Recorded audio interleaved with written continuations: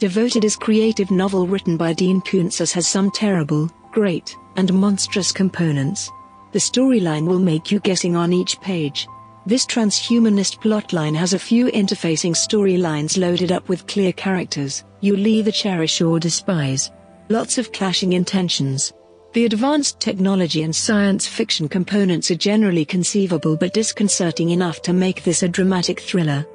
He sets good against bad and folds the story over an adoring and lovely dog. In this story we have a mildly autistic pre-teenager named Woody. He was created brilliantly by Koontz. He's quiet, not because he actually can't talk but since he fears communicating in the incorrect manner. His mom is a skilled craftsman on her way up in the art world. His dad died in a tragic accident that Woody is profoundly dubious of and feels his dad was killed. The villain is a rich and evil person who once charmed his mum.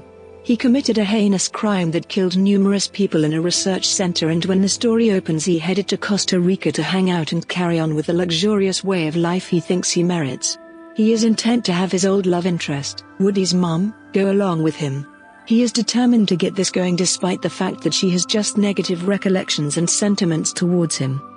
The story unfolds itself with the two groups, mother and kid on one side set in opposition to a man with no ethical compass or empathy on the other.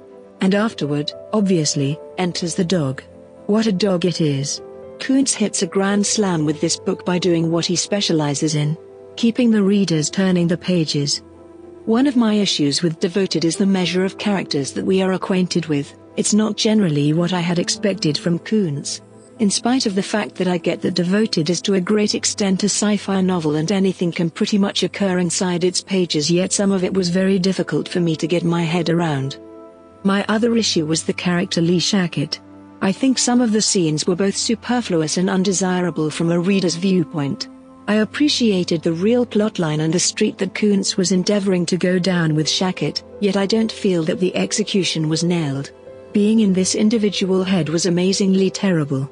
As a seasoned reader of thrillers, I have come to realize what goes on in a mental case's head, yet we don't have to know each debased idea. If the writer had cut in excess of a couple of his sections, the Devoted would have moved along at a more ideal speed.